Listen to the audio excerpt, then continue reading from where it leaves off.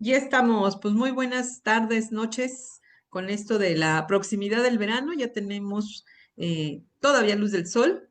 Entonces, bueno, pues continuamos con nuestro calendario de conferencias de este periodo académico, todavía primavera del 2026, y hoy le damos la bienvenida a nuestro invitado que hoy nos acompaña desde las vecinas tierras del norte. Muchas gracias, sí, Simone, por estar hoy con nosotros y hablarnos de un fascinante tema que tiene que ver con estas cuestiones súper energéticas. Pues sin más, vámonos directo al tema, pero antes de eso, como es costumbre, tenemos que hacer la debida presentación de nuestro invitado. Así es, muy buenas noches a todas y a todos que nos están acompañando en otro miércoles más de el ciclo de conferencias de primavera, todavía es primavera 2026, Centro Astronómico Clavius de la Ibero, y pues además con un gran invitado. Es de las cosas que a mí más me gustan del siglo XXI, es más, de las pocas cosas que me gustan del siglo XXI, además de tener unos grandes telescopios y grandes observatorios, es que podemos tener conferencias con amigos y colegas que están en otras latitudes. Aquí desde Pensilvania, el doctor Simone Di Chiara, quien además de colega es un gran amigo, a quien estimamos mucho.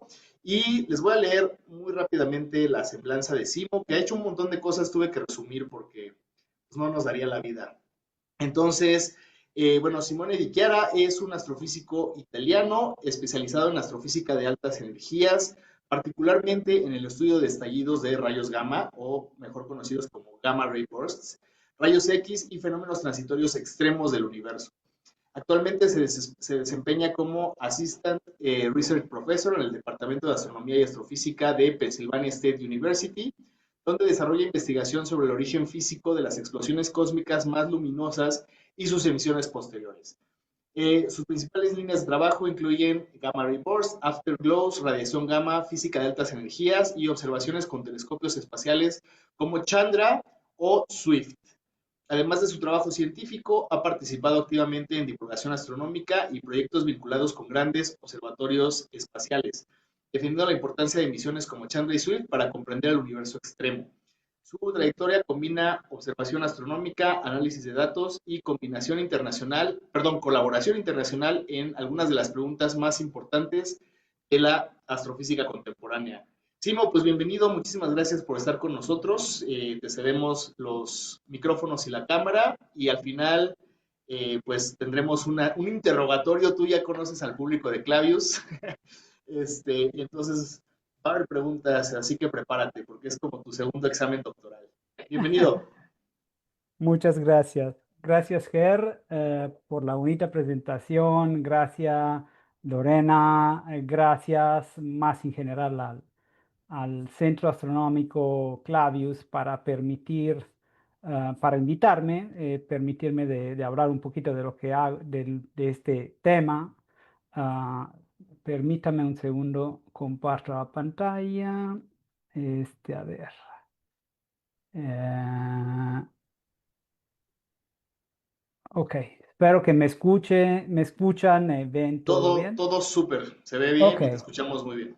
perfecto, muchísimas gracias. Entonces sí, gracias para darme la posibilidad de hablar de este tema específico que trata punto estas emisiones que son las más energéticas del universo, el tema de investigación que fue el tema de investigación de mi desde mi maestría, mi doctorado y también después.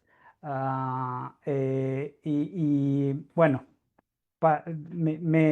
me disculpo ya a antemano porque, o sea, mi español no es perfecto. Probablemente voy a mezclar italiano, inglés, español, no, pero bueno, espero que me entiendan. Si digo algo que no se entiende, por favor, corríjame, pregúntame todo. De todas maneras, esta historia empieza al final de la Segunda Guerra Mundial, o mejor, al principio de la que se llamó Guerra Fría, cuando se empezó esta carrera armamentista nuclear. El mundo se dividió en dos bloques, había el bloque, appunto, el bloque de Estados Unidos, el bloque soviético, y empezó esta carrera armamentista, empezaron a desarrollar estos armamentos nucleares, empezaron a hacer estos experimentos, esos test nucleares. Estados Unidos hizo varios en los archipiélagos del Pacífico, en varias islas del Pacífico, y también el desierto de Nevada, de Arizona. Rusia también hizo muchos en los años 50 en estas islas adentro del círculo polar árticos. Digamos que los años 50 fueron un periodo donde se hicieron muchos test, muchos experimentos de estas bombas nucleares, y al final de los años 50, en el 1963, especialmente se hizo un tratado, un acuerdo entre Estados Unidos y Unión Soviética para no hacer más test nucleares, por lo menos no hacerlos en la superficie terrestre, no hacerlos en el mar y no hacerlos afuera de la atmósfera, sino que se siguieron haciendo de toda manera también en los años después, pero bajo de tierra.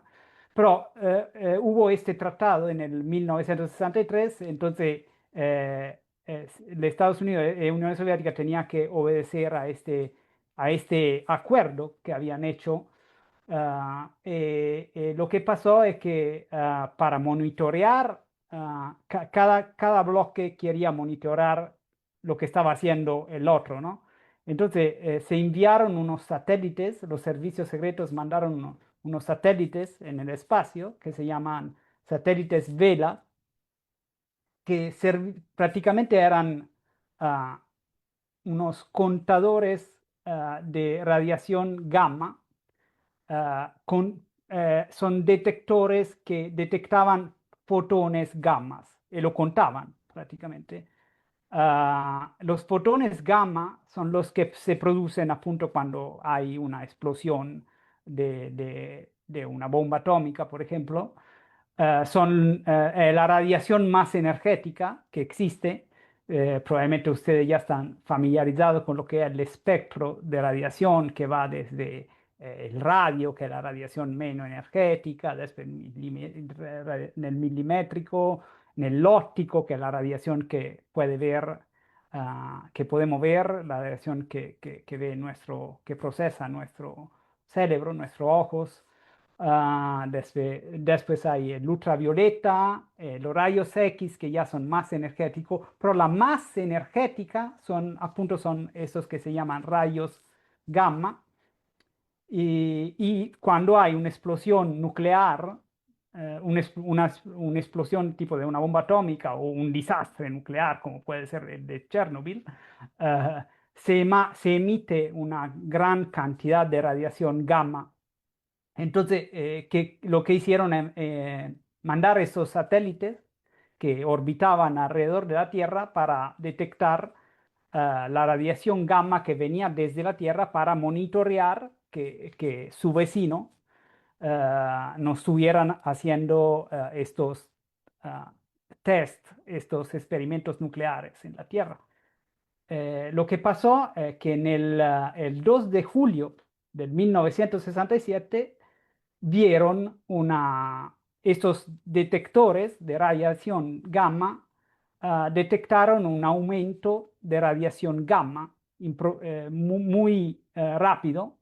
Aquí pueden ver el número de cuentas por segundo. Cuentas significa el número de fotones gammas que llegaban en cada segundo.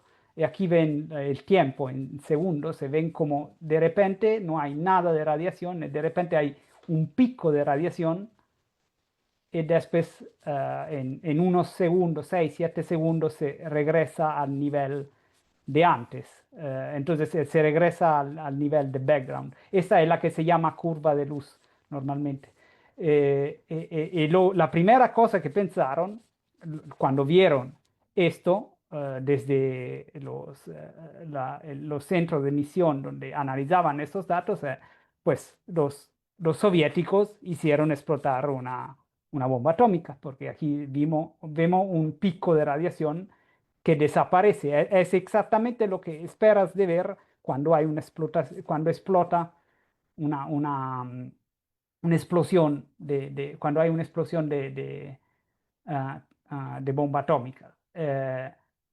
Lo que pasó después es que intentaron encontrar la dirección de dónde llegaba exactamente esta radiación gamma, porque querían saber de dónde estaba llegando dónde ocurrió esta explosión, pero se sorprendieron cuando se dieron cuenta que esta radiación gamma no estaba llegando desde abajo, pues del punto de vista del satélite significa no estaba llegando desde la Tierra, sino que estaba llegando desde arriba. Entonces esta radiación estaba llegando desde el espacio exterior, estaba llegando desde el espacio profundo, desde el cielo.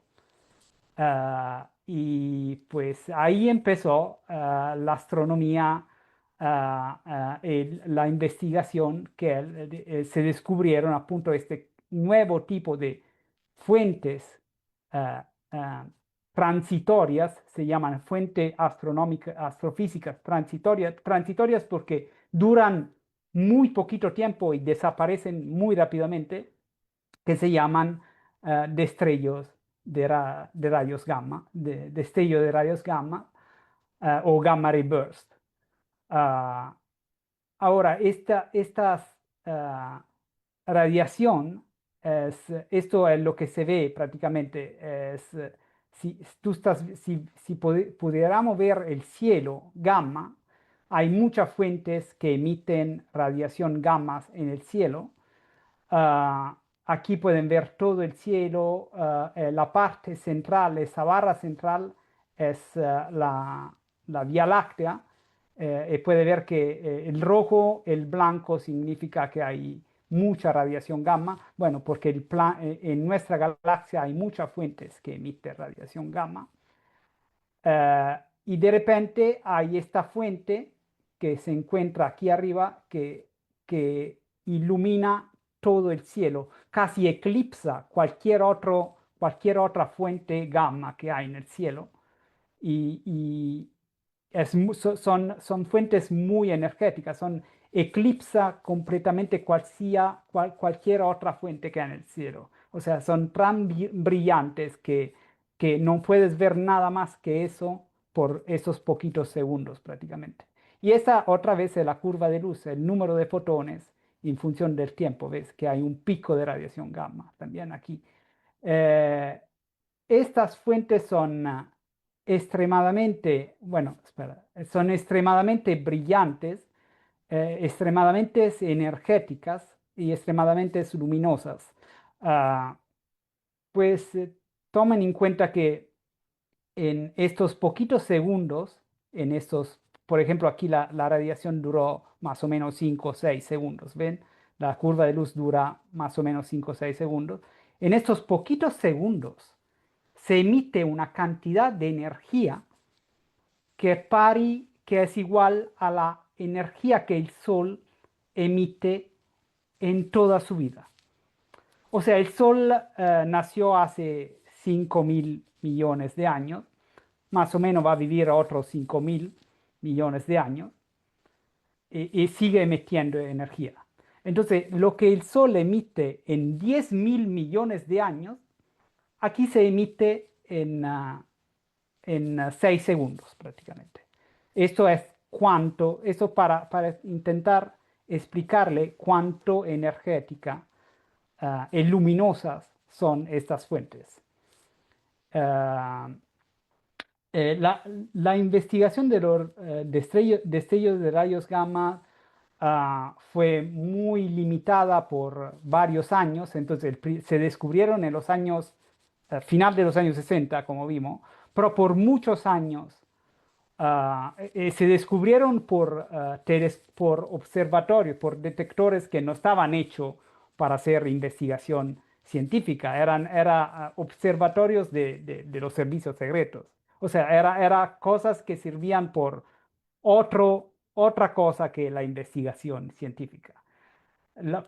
Se empezaron a estudiar a nivel científico, o sea, se empezó a estudiar la natura de estos destellos de rayos gamma en realidad en los años 90, cuando se lanzaron para primera vez estos observatorios gamma. El primero fue appunto este Compton Gamma Ray Observatory que se lanzó en el 1990, empezó a funcionar en el 1991 y ya este primer satélite, esta primera misión que servía a estudiar appunto este estrellas de rayos gamma, que eran unas fuentes extremadamente energéticas, extremadamente misteriosas, porque no teníamos idea de qué era lo que estaba produciendo estas emisiones. Entonces empezó estos nuevos satélites, observatorios, servían propio para contestar la pregunta de qué estamos viendo, qué es esto que está apareciendo y desapareciendo. Ya esta primera imagen que ven aquí están contestando una de las preguntas, por lo menos.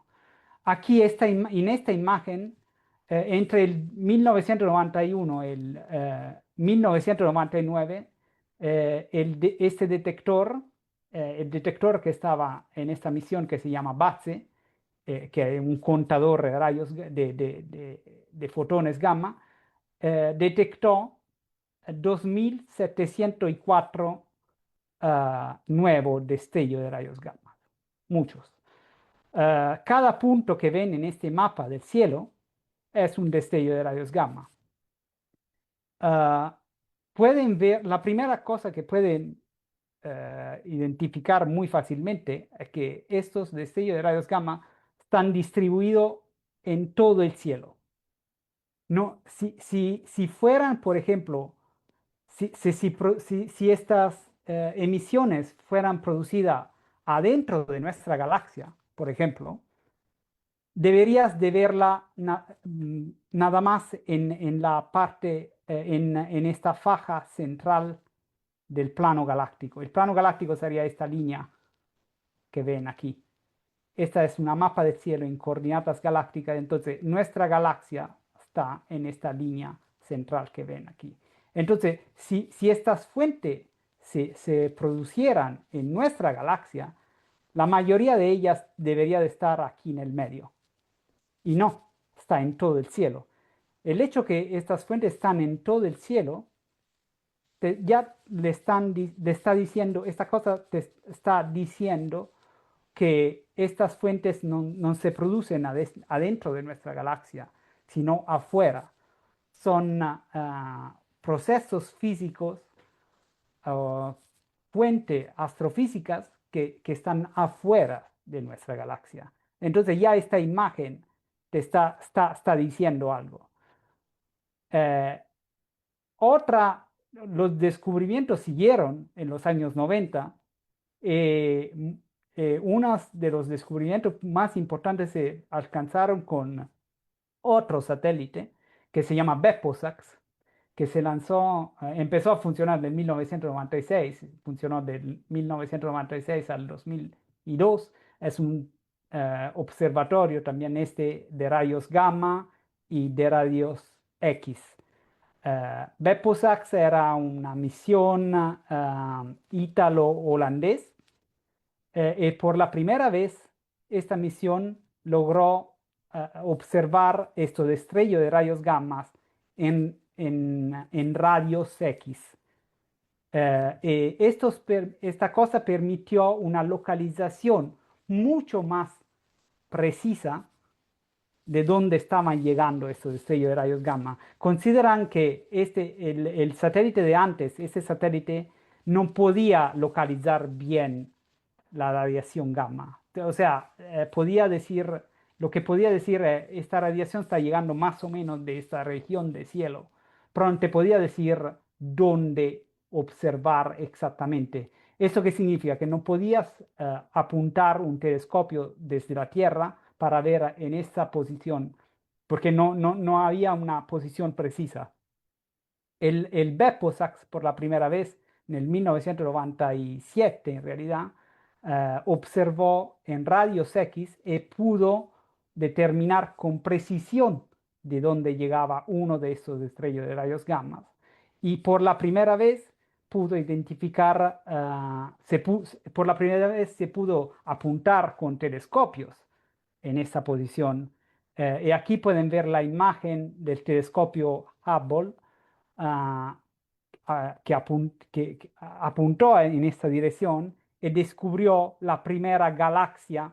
Es muy débil, probablemente aquí la ven es una galaxia muy débil, es esta, y es la primera galaxia asociada a un destello de rayos gamma. Los destellos de rayos gamma, siendo muy luminosos, se pueden ver hasta muy lejos.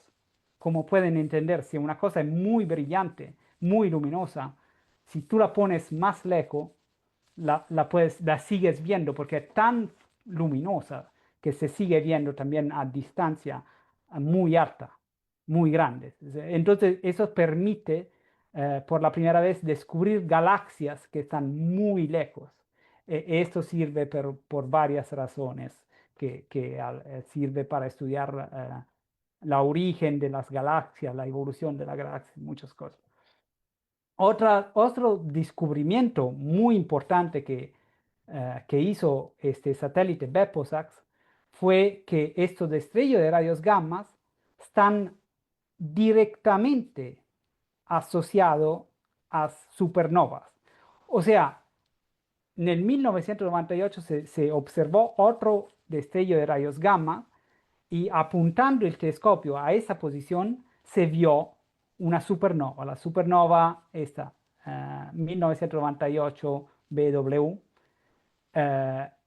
Y eso fue un descubrimiento revolucionario por este campo porque por la primera vez podemos decir exactamente qué es lo que produce estos destellos de rayos gamma.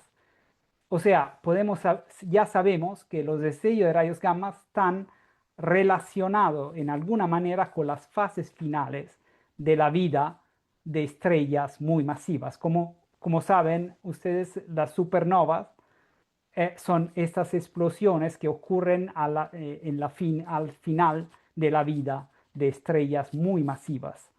Eh, eh, eh, y la relación entre una supernova y un destello de rayos gamma significa que también los destellos de rayos gamma, esta emisión muy energética, se produce en el mismo fenómeno de alguna manera. Ah, y esta es exactamente una imagen del modelo teórico que se desarrolló para explicar cómo se forma la emisión que observamos.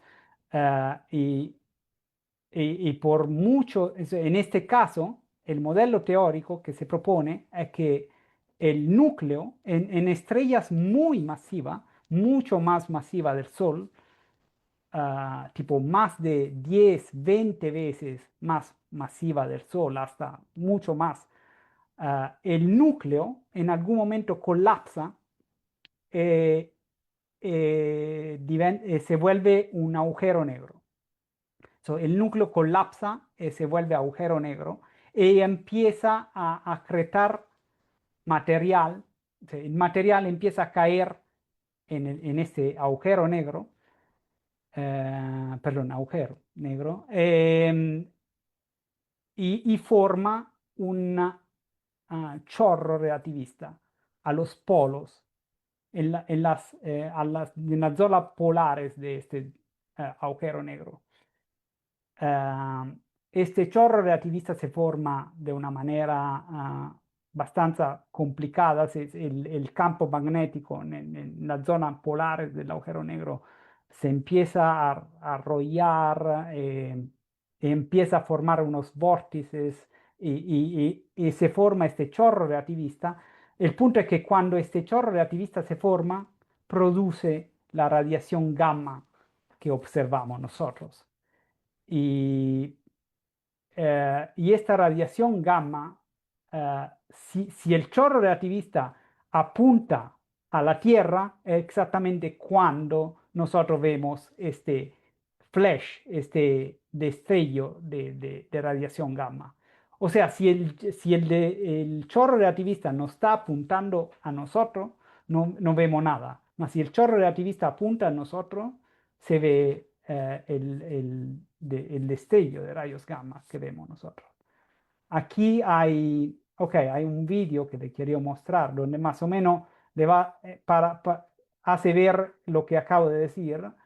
El modelo teórico appunto es que exista esta estrella muy masiva, que en algún momento el núcleo colapsa y desarrolla este chorro relativista que primero rompe la capa externa de la estrella y en algún momento sigue propagándose y choca con este gas que está todo alrededor de la estrella, porque las estrellas muy masivas al final de su vida emiten mucho gas y alrededor de la estrella masiva tiene una nube de gas como la que ven aquí.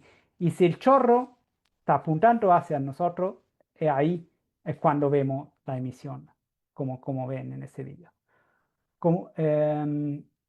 Y este sigue siendo el modelo teórico que le acabo de describir. Entonces hay un agujero negro, el chorro rompe la capa externa de la estrella y ahí se produce la primera radiación gamma energética cuando rompe la capa externa de la estrella. Después este chorro no produce, no emite material en continuación, sino emite material en capas de material que viajan a velocidad diferentes y las capas más rápidas en algún momento chocan con las que son más lentas, como si un coche más lento, un coche más rápido en algún momento choca con el otro. Nel choque entre capas lentas, capas rápidas, produce otra radiación gamma. Y así se explica cómo la radiación gamma que se ve desde nuestros observatorios. En algún momento, cuando el chorro relativista se interacciona, se impacta con el gas que está alrededor, el gas que vimos en el video de antes, produce otro tipo de radiación, no solo gamma, sino también visible. Entonces se puede observar radiación también con telescopio óptico, se puede observar radiación con telescopio radios, se puede observar radiación a toda la longitud de onda. Cuando este chorro relativista choca después con el gas, interactúa con el gas alrededor. Y esto forma una radiación que se llama radiación tardía, que después le hago ver, se lo explico un poquito mejor, pero forma otro tipo de radiación. Como pueden entender, el hecho que estos destellos de rayos gamma estén relacionados, asociados a las fases finales de la vida de estrellas muy grandes, muy masivas, y a supernovas, hacen pensar, hacen entender inmediatamente que estos destellos de rayos gamma están asociados a la producción de elementos de la tabla periódica que no se pueden producir adentro de las estrellas. Probablemente ya vieron en otras presentaciones que los elementos de la tabla periódica hasta al hierro se producen adentro del núcleo de las estrellas, de los núcleos de las estrellas, por fusiones nucleares. Los elementos más pesados del hierro, lo que ven aquí en esta tabla, pasando el hierro, aquí, hasta abajo, perdón, se producen en supernovas. por procesos de captura neutrónica, que ahora no, pero se produce propio en supernova. Entonces, el hecho que exista una supernova automáticamente conecta este fenómeno con la producción de elementos, se llaman elementos pesados de la tabla periódica, de los elementos que son más pesados del hierro. Entonces ya estamos conectando el estudio de los destellos de rayos gamma con la producción de átomos, de elementos pesados. Y estos elementos son parte de nuestro cuerpo también. O sea, una pequeña parte más, una parte importante. Sí, es cierto que la mayoría de nuestro cuerpo es compuesto de agua, otra parte de carbonio, pero hay también muchísimos otros elementos de nuestros cuerpos que son fundamentales por la vida, por nosotros y por la vida en general, y por nuestro planeta en general.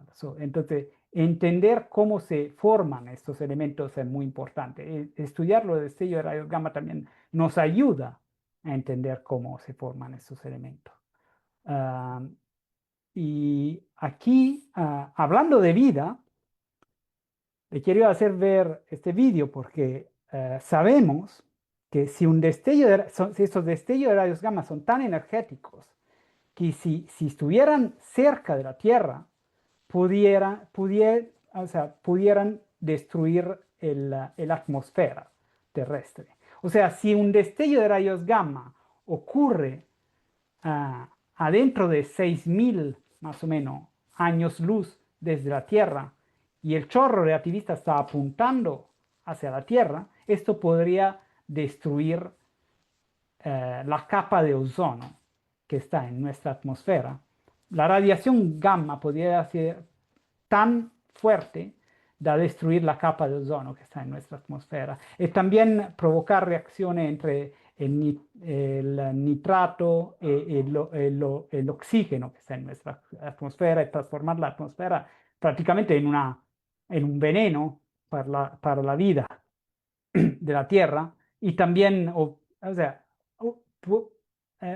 pudiera ocasionar una extinción masiva, que exactamente una de las hipótesis que se hacen para explicar la primera de las 5 mayores extinciones masivas que hubieron en la Tierra,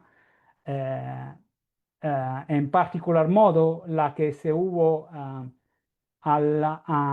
hace 445 millones de años, al final del periodo ordovírico, cuando se extinguieron el 85% de las especies marinas. Se piensa que esta extinción puede haber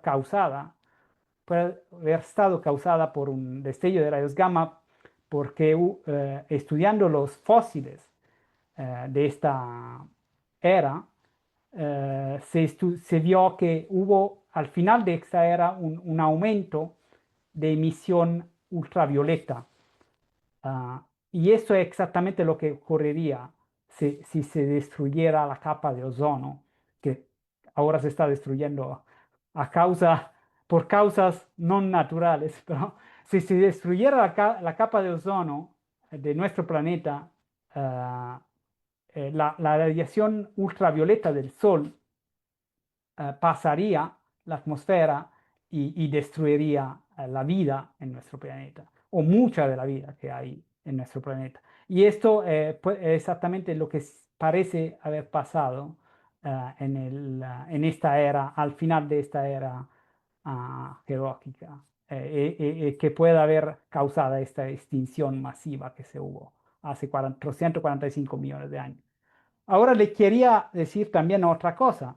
O sea, los GRBs, los destellos de rayos gamma que parecen estar asociados a las fases finales de la vida de las estrellas masivas, son lo que tienen una duración típica mayor de algunos segundos. Puede durar desde 6, 7, 8 segundos hasta cientos de segundos, como vieron en una de las slides de antes, que le vuelvo a mostrar. ¿Ves? Aquí hay emisiones que duran 10 segundos, 60. Esta dura más de 100 segundos. Ahora, lo que quiero decir es que existen también otra población de GRB que se llaman GRBs cortos.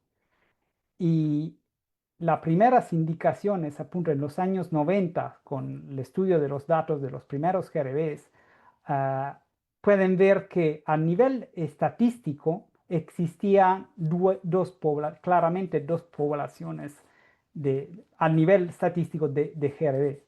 Aquí pueden ver que GRBs hay una distribución con doble pico, ¿no? Esta distribución con doble pico que ven aquí, aquí abajo ven la duración del GRB. Esta distribución está indicando, el doble pico indica que existen dos poblaciones, por lo menos a nivel estadístico. Y estas dos poblaciones a nivel estadístico probablemente están relacionadas a dos poblaciones a nivel de origen, a nivel física. O sea, no es solo a nivel estadístico, el nivel estadístico refleja una propiedad física de estas fuentes. Entonces parece que los GRBs cortos, los que duran menos de 2 segundos, pueden durar hasta milisegundos, desde milisegundos hasta 2 segundos, parecen tener un origen diferente de lo que son los GRBs largos. Y aquí también en este gráfica de arriba, pueden ver, aquí abajo siempre hay la duración, aquí hay la energía, pueden ver que se forman dos grupos, dos como nubecitas aquí. Pueden ver que lo que duran más típicamente tienen una energía más baja, y lo que duran menos típicamente tienen una energía más alta. Estas cosas que identifican dos poblaciones a nivel estadístico están sugiriendo que existen dos poblaciones a nivel físico. Estos son extremadamente cortos, como ven. Estos son, por ejemplo, puse 3 ejemplos de GRBs cortos. Ahora, ¿qué determina la duración de estos GRBs? En el modelo que expliqué antes, donde hay un disco de acreción, una acreción de material alrededor de un agujero negro, la duración se determina principalmente por la masa, te la da principalmente la masa del disco.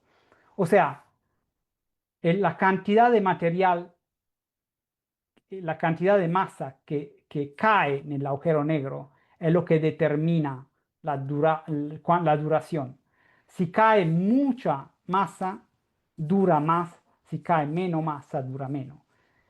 La otra cosa muy importante aquí es esta M punto. M punto es la rapidez con la cual este material cae adentro del agujero negro. O sea, puede caer mucho más rápido o puede caer más lento. O sea, la rapidez con la cual este material cae en el agujero negro determina la energía. Entonces aquí estamos un poquito entendiendo qué es que determina la duración, que es la masa que cae, y qué es que determina la energía, que es la rapidez con la cual esta masa está cayendo.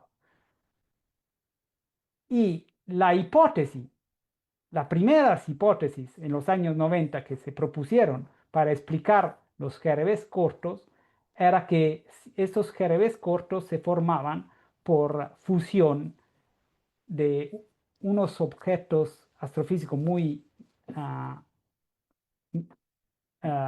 particulares, que ahora le voy a hablar más de esto, que son estrellas de neutrones, las estrellas de neutrones. ¿Por qué se puede explicar? Porque esta fusión de estrellas de neutrones puede explicar exactamente lo que estábamos diciendo antes. Puede explicar la duración chiquita, o sea, la masa del disco, la masa del material que cae cuando hay una estrella que colapsa es mucho más grande del disco que se forma en una fusión de estrellas de neutrones. Entonces, aquí hay un disco que pesa menos. En la fusión de estrellas de neutrones se forma un disco que pesa menos. Entonces, ¿qué significa? Que la duración es mucho más chiquita. Y el material, aquí estamos en situación de extrema, ah, donde la gravedad es muy, muy fuerte. Entonces, en esta situación, el disco de acreción acreta muy rápidamente. El material cae en el agujero negro central en manera muy, muy, muy rápida. Y como vimos antes, el hecho que el material cae en manera rápida significa que es más energético. Entonces, terminaría este modelo de la fusión de estrellas de neutrones, explica perfectamente el hecho que estas cosas ah, tienen una duración muy chiquita y tienen una energía más alta. Pero fue una teoría por muchísimos años. O sea, esa era la teoría. O sea, parece que esta es una posible explicación. En realidad, en los años 90 había muchas otras explicaciones muchos otros modelos que intentaban explicar qué eran los GRBs cortos. Ah, ahora un poquito, quería abrir una paréntesis sobre lo que es una estrella de neutrón. Como vimos antes, al final de la vida de una estrella que tiene una masa muy grande, especialmente las estrellas que tienen masa mayor de 8 o 10 veces la masa del Sol, el núcleo en algún momento produce por fusión nuclear hierro. Como dijimos, el hierro se puede producir adentro de un núcleo de las estrellas. Pero cuando llega a producir hierro, a este punto se para el proceso de fusión nuclear adentro de la estrella. Y lo que pasa es que la energía que tiene que tiene la estrella en equilibrio, porque hay la gravedad que hace caer material adentro, y hay la energía de adentro que empuja hacia afuera, y ahí se forma un equilibrio, es exactamente el equilibrio que hay en cualquier estrella. Pero en el momento en que el núcleo deja de funcionar, deja de producir energía, la capa exterior de la estrella colapsa y es como una presa. O sea, es algo que está comprimiendo muchísimo lo que era el núcleo. Lo está presionando a presiones extremas. Esas son las presiones más altas probablemente que hay en el universo. Estas presiones son tan extremas que pudieran, si la Luna estuviera dentro de una estrella que está colapsando, se comprimiría tanto que pudiera caber adentro del Estadio Azteca. La Luna, o sea, el material de la Luna se comprime tanto que pudiera caber adentro del estadio, de un estadio. Prácticamente lo que se forma es una estrella hecha de neutrones. Bueno, en realidad la composición de una estrella de neutrones es más complicada de eso, pero una manera fácil de verla es que la estrella está hecha completamente de neutrones y este es un material extremadamente comprimido, tanto que puedes poner una estrella, la dimensión de una estrella de neutrones que tiene una masa que es 2 veces la masa del Sol, es grande, tiene un tamaño, el mismo tamaño de la ciudad de Nueva York. Aquí pueden ver una estrella de neutrones al lado de la ciudad de Nueva York. Pero tiene 2 veces la masa del Sol. O sea, para entenderlo, en el Sol caben más de 1 millón de veces la Tierra. 1.3 millones de veces, creo, se me acuerdo bien. En el Sol, que tiene la masa del Sol, cabe 1.3 millones de veces la Tierra. Aquí tienes una cosa que tiene 2 veces la masa del Sol del tamaño de una ciudad. De este tamaño es mucho más chiquito de la Ciudad de México, para entenderlo. y tiene 2 veces la masa del Sol. La estrella de neutrones, la física de estrella de neutrones es algo muy fascinante. Ah, pues, esa es una representación artística de cómo se vería una estrella de neutrones al lado del Sol. Verías prácticamente un puntito, un punto, literal, un puntito muy brillante al lado del Sol, y el Sol orbitaría alrededor de este puntito. O sea, sí, es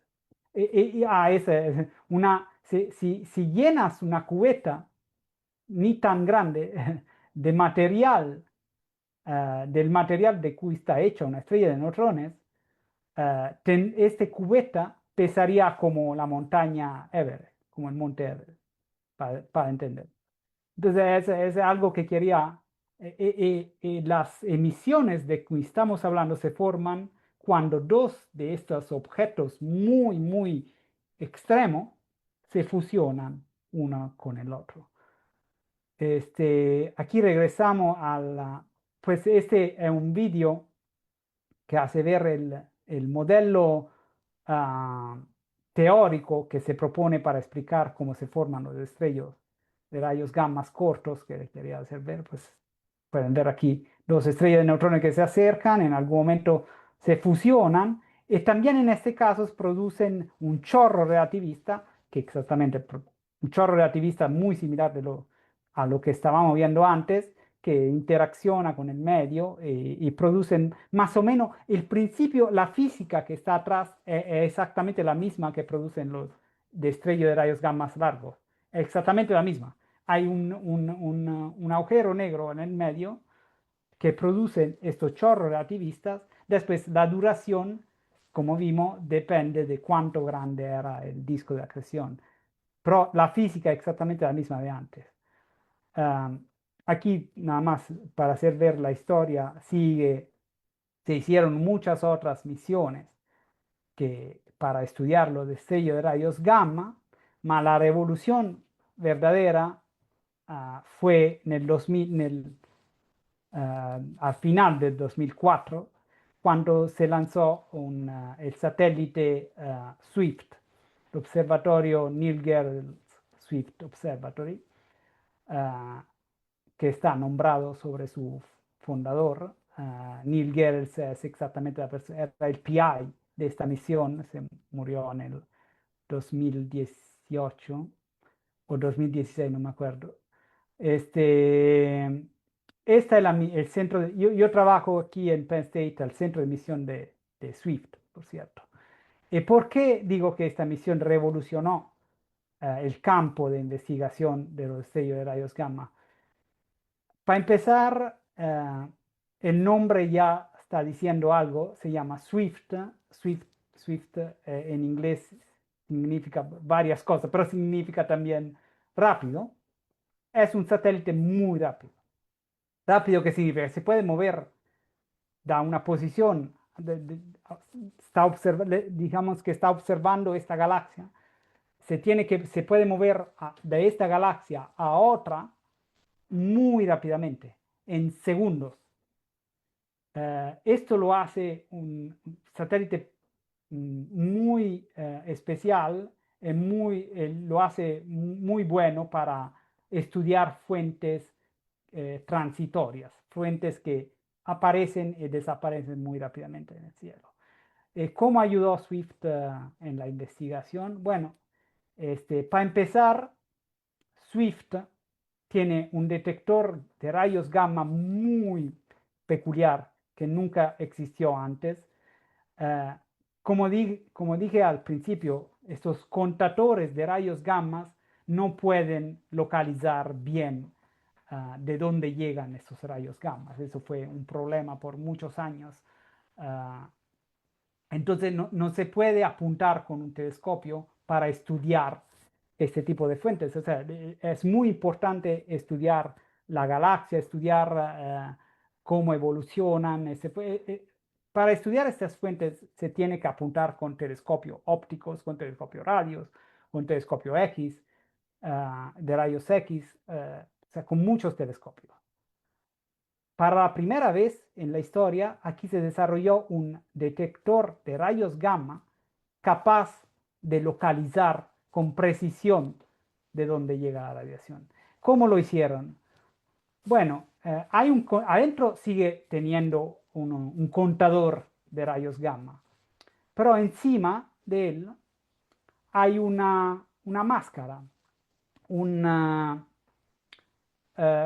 sí, una máscara que proyecta prácticamente una sombra arriba del telescopio. En el momento en que llega la radiación gamma, esta máscara obscura unas partes del detector y otra parte están iluminadas. O sea, tiene un funcionamiento muy similar de lo que es un reloj solar. ¿Sabes? Un reloj solar te está diciendo la posición del sol, en realidad. O sea, si ves que la sombra se proyecta de esta manera, significa que el sol está ahí. Más o menos eso es como funciona el reloj solar, ¿verdad? Este es un concepto más complicado. La realidad es más complicada, pero estoy intentando explicarse. Pero es un concepto muy similar a lo que es un reloj solar. La sombra que se proyecta en la superficie del detector te está diciendo de dónde llega la radiación gamma. Esto revolucionó el campo porque eso significa que todos los GRBs que se detectaron por Swift se pudieron observar también en las otras longitudes de onda. Se pudo apuntar con todos los telescopios. Por la primera vez se empezaron a medir a qué distancia, las distancias en donde se empezaron a estudiar las galaxias donde estos fenómenos ocurrían. Se empezó a estudiar ah, las muchísimas más supernovas asociadas a los GRBs largos, que hasta este punto eran muy poquitas, pero desde el 2004 en adelante se vieron muchísimas supernovas asociadas a GRBs largos, se pudieron estudiar muchas otras cosas. Ahora le mostré, este es no mencioné, a bordo de este telescopio, de este observatorio, hay también otros dos. BAT es el telescopio gamma que le acabo de describir, pero hay otros dos telescopios que son un telescopio X y un telescopio V. Entonces, cada vez que hay un GRB, este satélite se mueve automáticamente, muy rápidamente, apunta el telescopio X, el telescopio V óptico, para ver si hay algo en esa dirección. Y este es un ejemplo. Esta es la localización que se tiene desde el telescopio de rayos gamma, y con el telescopio X se identificó, en este caso se identificó muy claramente una emisión en esta galaxia que permitió de estudiar también la galaxia de este GRB, que se encuentra en una zona donde se forman estrellas, de formación estrellar, como Star Formation Region. De todas maneras, ah, esta es la razón para la cual Swift es muy poderoso. Puedes apuntar, puedes encontrar muy bien, localizar muy bien de dónde viene la radiación. La otra cosa es que permite de estudiar, esto lo mencioné antes muy rápidamente, la que se llama emisión tardía. O sea, los detectores gamma permiten de estudiar la que es la emisión temprana, la que llaman prompt emission, que es exactamente la curva de luz de rayos gamma que vimos hasta ahora, estas curvas de luces. Esta parte al principio que dura unos segundos, esta es la que se llama emisión temprana y principalmente ocurre en rayos gamma. El punto es que a la emisión temprana sigue una emisión tardía donde prácticamente el brillo de esta fuente disminuye muy despacio, toma días hasta semana a desaparecer. ¿Ves? Como en este caso, toma mucho tiempo, desaparece como una ley de potencia. Bueno, desaparece puede durar muchos días y esta emisión tardía o afterglow es muy importante. Se pudo estudiar por la primera vez en manera precisa gracias a Swift. No se podía hacer antes de Swift.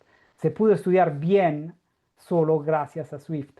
Empezando a observar prácticamente inmediatamente después de la detección del destello de rayos gamma. Y estudiar esta emisión es muy importante para entender cómo se forma el chorro relativista, la energía que está dentro del chorro relativista. Para entender, el chorro relativista tiene una abertura de unos grados. ¿Cuánto grande es este chorro relativista? Puedes entender de la densidad del material que está alrededor. Se pueden entender muchísimas cosas estudiando esta emisión tardía. Y esto fue gracias a este telescopio Swift. Um, y por la primera vez, hablando de GRBs cortos, pudo identificar las galaxias. Se pudieron identificar las galaxias de los GRBs cortos. Se vieron que estas galaxias uh, eran exactamente el tipo de galaxia que se espera por cuando hay un choque, cuando hay una fusión de estrellas de neutrones. Las estrellas de neutrones y los sistemas binarios de estrellas de neutrones se esperan en condiciones específicas. Por ejemplo, es muy normal que haya una estrella de neutrón en una galaxia de tipo elíptica como esta, que ven aquí abajo a la izquierda. Esta es una galaxia elíptica y es muy normal, o sea, del punto de vista teórico, se espera que esto pase en galaxias elípticas, porque en las galaxias elípticas hay más estrellas de neutrones. Uh, Se espera que estos fusión de estrellas de neutrones ocurran afuera, en las afueras de la galaxia, no adentro de la galaxia, sino en las afueras, porque la estrella de neutrones tienen tiempo en su evolución de moverse en las afueras de la galaxia, porque reciben una patada prácticamente. Cuando explotan como supernova, reciben unas patadas que la empujan a veces afuera de la galaxia. O sea, todas estas evidencias indirectas apuntaban que efectivamente estos GRBs cortos estaban producidos por choque de estrella de neutrones. Hasta el 2017, donde por fin llegó la evidencia directa. Todas las de antes eran indirectas, pero en el 2017, por fin, después, bueno, más de 25 años de investigación de GRBs, llegó la confirma que los GRBs cortos sí se producen en choque de estrella de neutrones, en una fusión de estrella de neutrones. Se la confirma llegó desde los detectores de ondas gravitacionales. Ahora, no voy a hablar de esto mucho porque ya tuvieron una plática hace 2 semanas, pero aquí pueden ver prácticamente el señal gravitacional, que exactamente el tipo de señal que se espera por un choque de estrella de neutrones. Y al mismo momento en el cual hubo el choque, el señal gravitacional hizo ver que hubo un choque de estrella de neutrones. Inmediatamente después hubo un GRB corto en la misma dirección, en la misma posición. Esto te está diciendo que por lo menos este GRB corto sí fue producido por un choque de ondas gravitacionales y hace pensar que, bueno, la mayoría de esos GRBs cortos, sino que todo, están producidos por fusiones de estrellas de neutrones.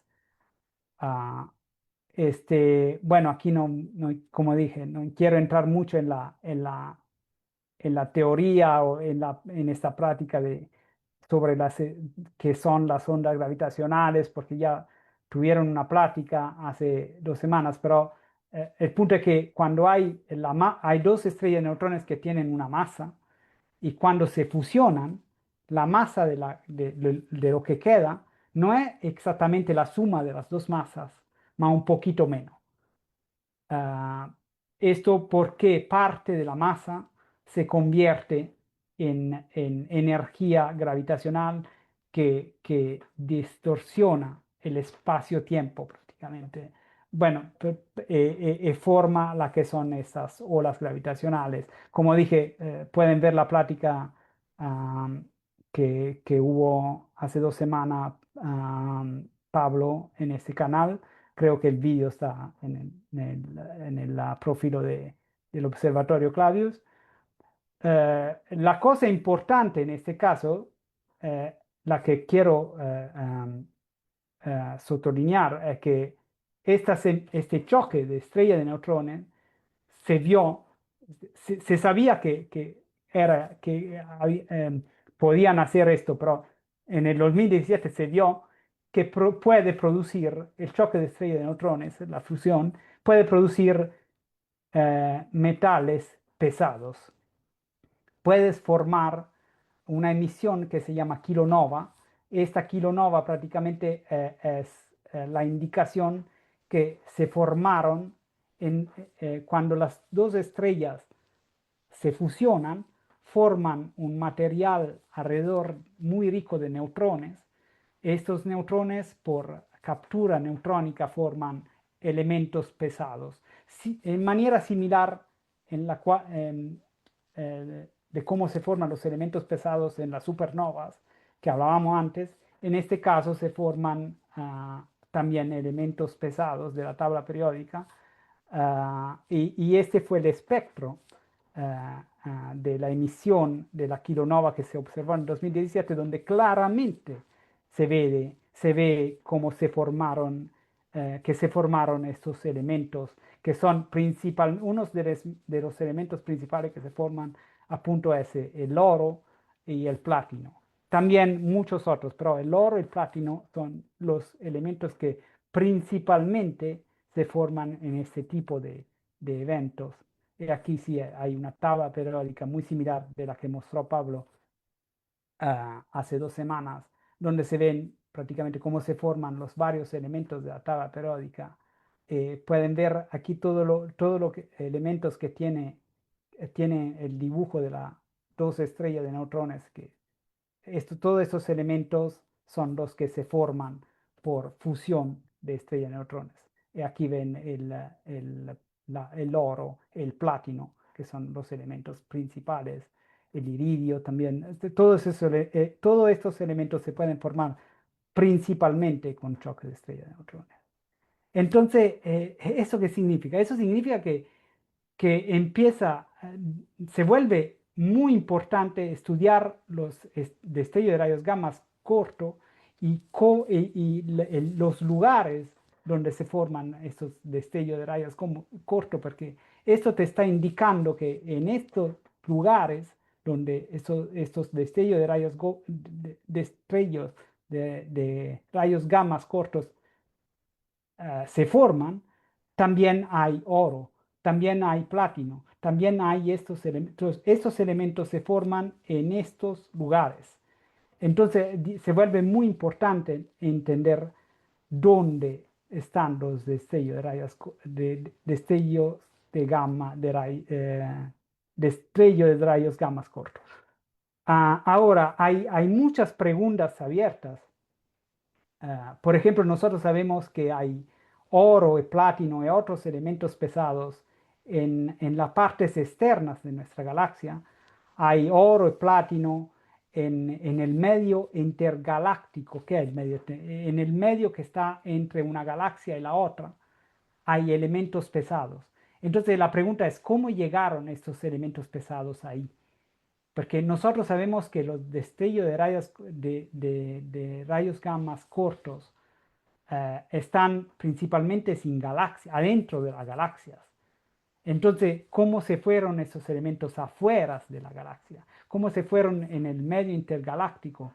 Se ve que hay unas abundancias muy altas de elementos pesados en grupos de galaxias. ¿Cómo llegaron en estos grupos de galaxias? También, por lo que las galaxias de los destellos de rayos gamma cortos son de diferente tipo.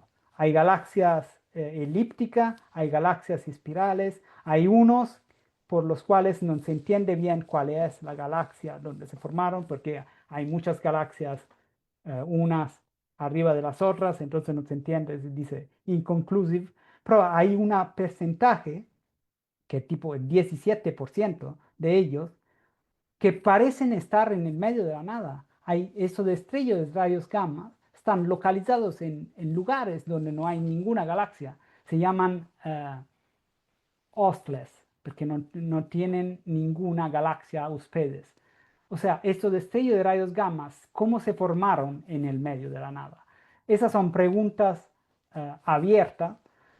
En el 2023 se observó este destello de rayos gamma, que aquí pueden ver el GRB 230906A. No lo dije antes, el nombre de un GRB identifica el día que fue descubierto. Por ejemplo, este que fue descubierto en el 2023, en septiembre 09, el 6 de septiembre. El 6 de septiembre de 2023. A significa que es el primero que fue descubierto en ese día. Aquí este destello de rayos gamma al principio fue descubierto del satélite Fermi, que es un contador de rayos gamma.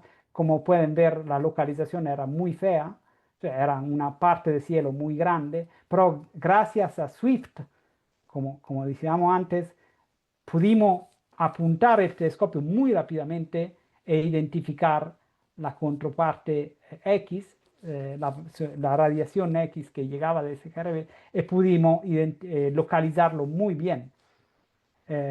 Gracias a Swift y también gracias a Chandra, que es otro telescopio que usamos para observar este GRB. Gracias a esa localización muy precisa de dónde llegaba esta emisión, pudimos identificar la galaxia en la cual ocurrió este GRB. Y esta galaxia es extremadamente chiquita, se puede llamar galaxia enana, y es parte de un grupo de galaxias. Todas estas galaxias están a la misma distancia, y si pueden ver bien, se ve también que hay una emisión difusa entre una galaxia y la otra. Esta emisión difusa se forma porque las galaxias interactuaron gravitacionalmente una con la otra y parte del gas se movió en este medio, y esta galaxia enana es exactamente donde ocurrió este GRB. Ahora, ¿por qué este descubrimiento? Aparte que esta es la primera vez que un GRB corto fue descubierto adentro de un grupo de galaxias en la que se llaman colas mareales. Ahora, ¿qué son las colas mareales? Son exactamente estos gases que están entre una galaxia y la otra. Ahora aquí tengo, esta es la marea. Este es simplemente un vídeo para explicarle, como ustedes saben muy bien, cómo se forma la marea. Prácticamente la luna que se mueve alrededor de la Tierra hace mover el líquido del mar, el agua que está en la Tierra, que se atrae, siente la atracción gravitacional de la luna, y esta es como se forma una marea. Ahora, estas se llaman colas mareales porque al principio que mueve este gas entre una galaxia y la otra es prácticamente el mismo. La galaxia, las galaxias, la fuerza gravitacional de la galaxia hace mover el gas, que se puede decir como si fuera el líquido que está en la Tierra, como si fuera el mar, hace mover el gas que está dentro de estas galaxias. Este gas se mueve por fuerza gravitacional. Aquí, por ejemplo, hay otro vídeo donde pueden ver una simulación de la interacción gravitacional de 4 galaxias. Espera, quiero volver a ver este. Aquí pueden ver cómo estas 4 galaxias interactúan una con la otra. Forman estas líneas, estas como emisión difusa de gas, y donde se pueden ver también estos puntitos azules. Estos puntitos azules son regiones donde el gas se adensa y forma estrellas, regiones de formación de estrellas. Cuando el número de estrellas es muy grande, cuando el número de estrellas que se forma es muy grande, esta se vuelve una galaxia enana. El nombre de estas galaxias enanas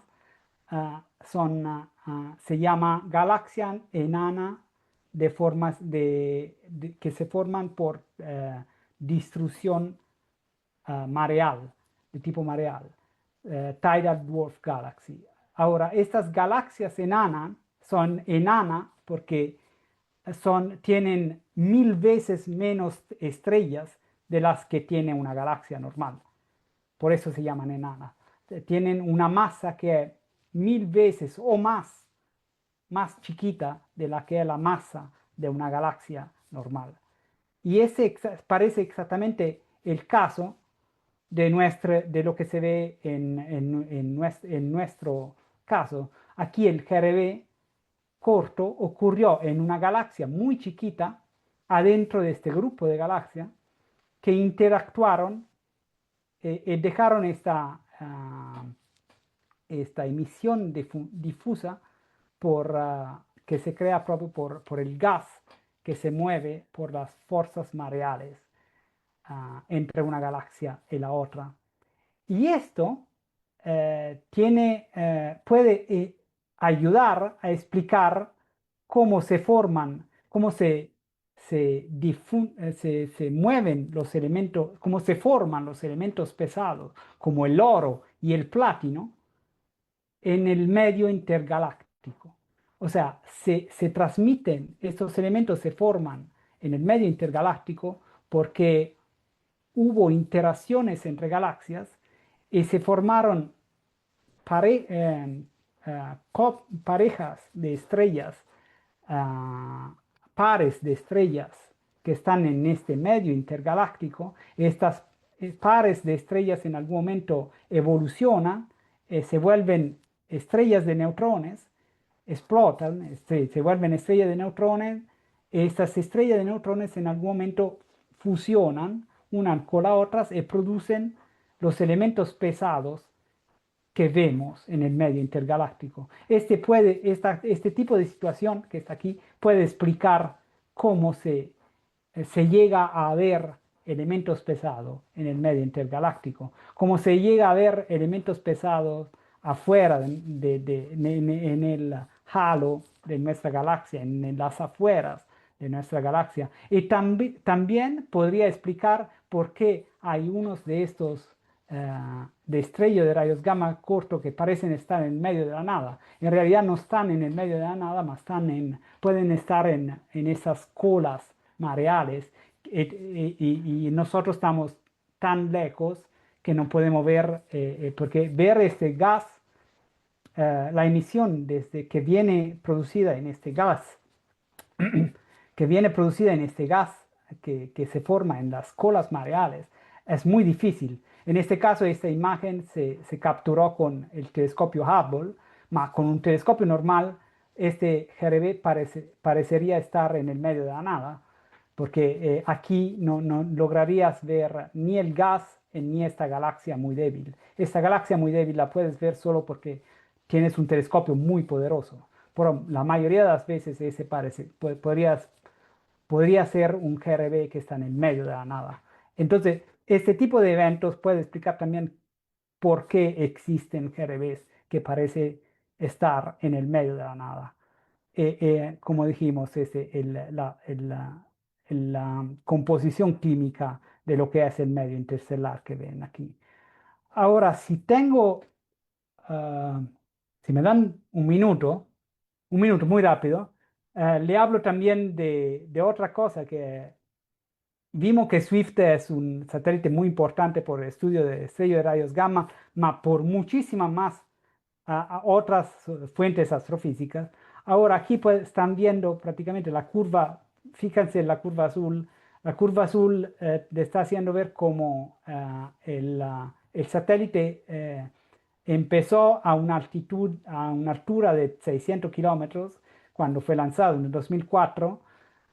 Se cayó un poquito en 2014, perdón, y ahora está cayendo muy rápidamente.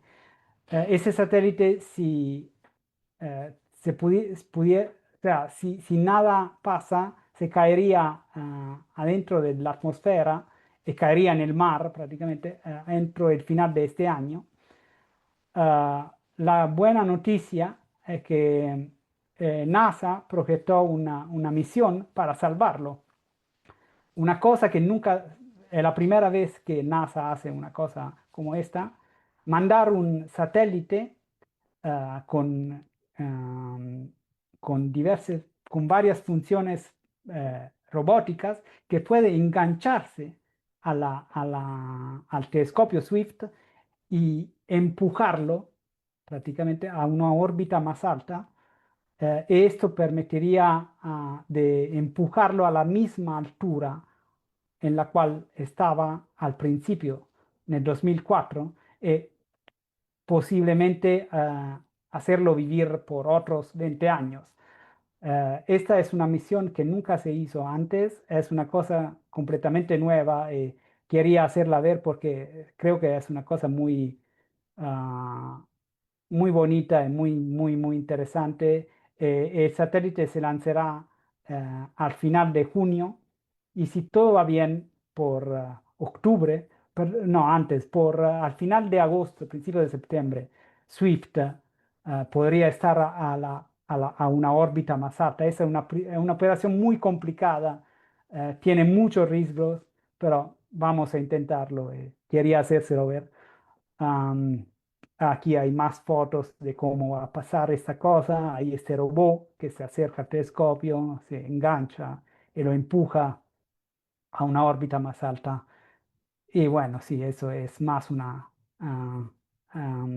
cosa gráfica de cómo va a pasar esta cosa. Bueno, nada más se lo quiere decir. Viva Swift. Bueno, es el satélite que paga mi salario, entonces tenía que hacérselo ver. Muchas gracias.